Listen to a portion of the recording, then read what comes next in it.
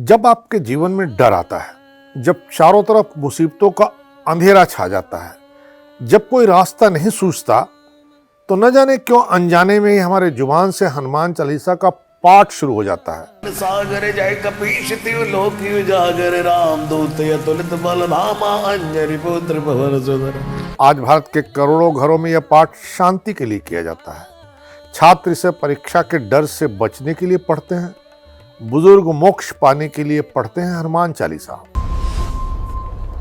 नमस्कार, news track में आपका स्वागत है। मैं हूं योगेश मिश्र। आज हम आपको एक ऐसी यात्रा पर ले चलते हैं जहां शब्द केवल उच्चारण नहीं होते बल्कि शक्ति बन जाते हैं, जहां भक्ति केवल भावना नहीं रहती बल्कि जीवन संबल बन जाती है। आज हम बात करेंगे हनुमान चालीसा की, वह हनुमान चालीसा जिसका पाठ करोड़ों लोग हर सुबह और हर संकट में करते हैं। लेकिन क्या आपने कभी गहराई से सोचा है कि हनुमान चालीसा की रचना कैसे हुई, इसे किसने लिखा, किस परिस्थिति में इसके शब्द जन्मे और आखिर में क्यों यह चालीसा सदियों बाद भी उतना ही प्रभावशाली है जितना अपने रचना काल में था। आज हम इन सभी प्रश्नों के उत्तर इतिहास, आस्था और भक्ति के पूर्ण विस्तार के साथ जानेंगे। हनुमान चालीसा भारतीय लोक भक्ति परंपरा का ऐसा ग्रंथ है जिसने शास्त्रीयता और लोक संवेदना के बीच की दूरी को लगभग समाप्त कर दिया। यह न केवल एक स्तुति काव्य है बल्कि भारतीय जनमानस की धार्मिक, नैतिक और मनोवैज्ञानिक आवश्यकताओं का सघन प्रतिबिंब भी है। इसकी लोकप्रियता का कारण केवल आस्था नहीं है बल्कि इसकी भाषा संरचना, भाव संयोजन और जीवन उपयोगी दृष्टि है। यह भगवान हनुमान की स्तुति में रचित 40 चौपाइयों का दिव्य ग्रंथ है जिसमें आरंभ में एक दोहा और अंत में फिर एक दोहा आता है। पहला दोहा मंगलाचरण और अंतिम फलश्रुति है। यह ग्रंथ अवधी भाषा में लिखा गया है ताकि सामान्य जन भी इसे समझ सके, इसे गा सके और इसे जीवन में उतार सके। अवधी न तो क्लिष्ट संस्कृत है और न ही पूरी तरह बोलचाल की खड़ी बोली। यही संतुलन इसे जन सुलभ बनाता है। हनुमान चालीसा की भाषा लोक भाषा की तरह सहज है, इसलिए हर वर्ग तक पहुंचती है। शैली, भक्ति, स्तुति व प्रार्थना का संतुलित मिश्रण है। अलंकार कम, भाव प्रवाह ज्यादा है, सीधे हृदय तक पहुंचता है। अन्य स्तुति काव्यों की तुलना में हनुमान चालीसा छोटा है पर अर्थ में व्यापक, सरल है पर गहराई में गंभीर, भक्ति परक है पर व्यवहारिक भी। यही इसे अद्वितीय रचना बनाता है। हनुमान चालीसा के रचयिता है गोस्वामी तुलसीदास जी। गोस्वामी तुलसीदास केवल एक कवि नहीं थे, वे संत थे, दार्शनिक थे और भगवान राम के अनन्य भक्त थे। तुलसीदास जी का जन्म 16वीं शताब्दी में उत्तर प्रदेश के राजापुर में हुआ। उनका जीवन प्रारंभ से ही संघर्षों से भरा रहा है। बाल्यावस्था में ही माता पिता का वियोग, फिर गुरु नरहरि दास के सानिध्य में राम भक्ति की दीक्षा। तुलसीदास जी ने संस्कृत जैसे कठिन विषय को छोड़ जन भाषा अवधी को अपनाया ताकि राम कथा हर व्यक्ति तक पहुंच सके। इसी सोच का परिणाम है रामचरितमानस और इसी भक्ति का एक और दिव्य स्वरूप बना हनुमान चालीसा। अब आइए उस ऐतिहासिक घटना की ओर जिसने हनुमान चालीसा की रचना का सूत्रपात किया। उस समय भारत पर शासन कर रहे थे मुगल सम्राट अकबर। तुलसीदास जी की ख्याति चारों ओर फैल चुकी थी। लोग मानते थे कि वे महान संत हैं, ईश्वर के साक्षात भक्त हैं। कुछ लोगों ने तो यह बात अकबर तक पहुंचा दी कि तुलसीदास चमत्कार कर सकते हैं।